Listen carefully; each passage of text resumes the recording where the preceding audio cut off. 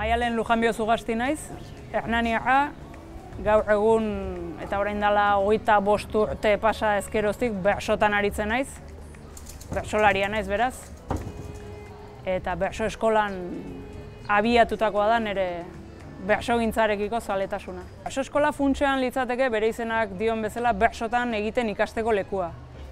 Baina esan daiteke hori baino gehiago ere badela. Ni Andere Arriola bengoa naiz, Aramaiokoa, bertan jaio eta bertan bizi naiz, eta gaur egun abokatu bezala lan egiten dut lab sindikatuan. Bertso eskolan ikasten dugu improvisatzen eta epaitegietan hori oso garrantzitsua da, zein ez dakizu behin epaiketara sartzen zarenean berta barruan zer gertatuko den. Askotan aurkariek edo parean dituzunak ere, espero ez zenituen argudioak edo frogak edo testiguak ateratzen dituzte eta jakin egin behar da poker aurpegia jarri eta horri erantzuten, naturaltasunez eta argudioak erabiliz, batzutan hobeak, beste batzutan kaskarragoak bertsotan. Bersotan egin daiteke batean, egin daiteke idatziz, eta berso eskoletan horrez gain elikatzen da bersoekiko zaletasuna, ezta? Eta bersoekiko zaletasun horrek ezinbestean zaramatza hizkuntzarekiko zaletasunera. Ze bersotan egin ahal izateko, hizkuntzarekin moldatzen ikasi behar duzu, eta behar da hastapenetan ez daukazu doai handirik, baina gustu hori piztu eta aberastu egiten da berso eskolan, ez? Oskar Sandezedo Poian naiz, hemen Iruñekoa, 42 urte ditut. Duela 11 urte hemengo berso eskola baten hasi nintzen. Euskara ikasi nuenetik beti berso zalea, baina bersoarekiko beti entzuleko harremana.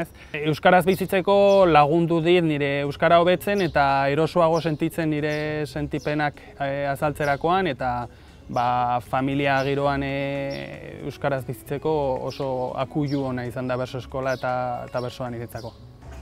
Eta bestetik izan da baita ere jendea arte oso interesgarri bat. Ze esango nuke berso eskoletan ematen den harremana, edo gurean ematen dena behintzat dela, jende desberdinaren arteko oso harreman pareko bat, ez? Eta behar bada gaztaroan eta haur garaian ere, berso eskolako harreman modua ez da eskolako, gelako edo jolasgaraiko harreman modua. Beste jerarkia horiek desagertu egiten dira, kanonak ere desagertzen dira, eta oso desberdinen arteko oso harreman parekoa bizi izan dut beti berso eskoletan. Feliz Zubian ez ni, zarauztarra, medikua eta afizioz bertsolaria. Zainketa intentsibotako medikua naiz ni, hemen Donostia ospitalean edo Donostia Unibertsitate ospitalean, eta gero irakaskuntzan ere jartuten naiz. Nik uste dut ulertzerik ez dagoela Feliz Zubian medikua, Feliz Zubian bertsolaria ulertu gabe eta alderantziz ere ez. Alde batetik jendearekiko tratuan laguntzen du, gaitasun ematen dizu jende mota oso ezberdinarekin tratu izateko, bakoitzari nola hitz egin, zen mailetara, nola jardun. Bigarrenik diskurtsuak antolatzeko ere bai, hitzaldi bat eman behar denean, kongresutarako, bestelako aurkezpenetan, diskurtsua nola egituratu, zer jarri aurrena, zer bukaeran, eta egituratzeaz aparte, edo antolatzeaz aparte, erantzuteko ere bai. Improvisatzeko gaitasun ematen du, galderei beldurra galtzeko ere bai, edo momentuan mikrofonoak txistu egiten dizun, ez dizun, horrelako baliabideak ere bai. Eta azkenik esango nuke baita ere, neure lantoki horrek dituen edo lanbide horrek dituen estres egoeretatik ere, ihesbide bat sortzen dela edo gozamen puntu bat ere badela. Beraz, berso eskola da bersotik abiatuta hizkuntzarekin eta sorkuntzarekin jolasteko tailer moduko bat, ezta? Ni Leire Bilbao deitzen naiz eta literatur munduan aritzen naiz, poemak, ipuinak eta bestelako kontuak idazten eta kontatzen.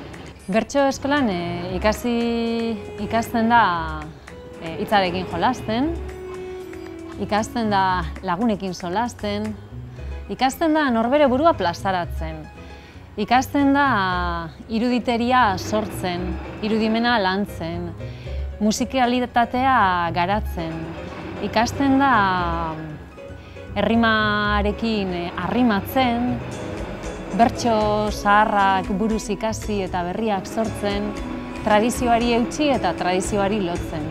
Eta nola ez, bide berriak zabaltzen, eta euskeratik eta euskal mundutik leiho berriak ateratzen.